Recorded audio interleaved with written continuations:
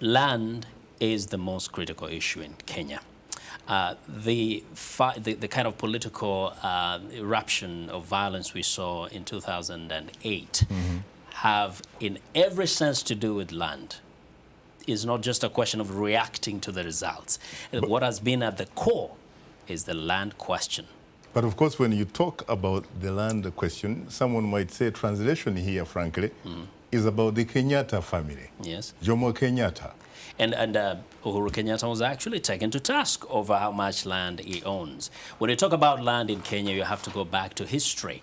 How did the Kikuyus who live in Rift Valley end up in the Rift Valley?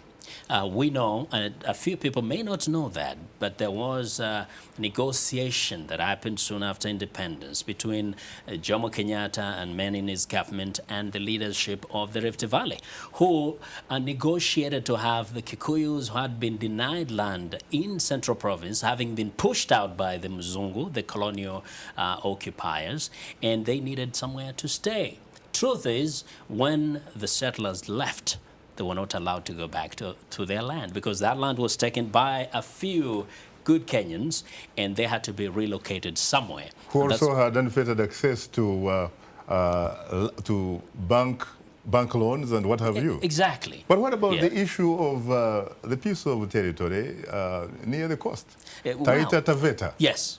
Kenyatta finally agreed that his family owns 30,000 acres. Yes.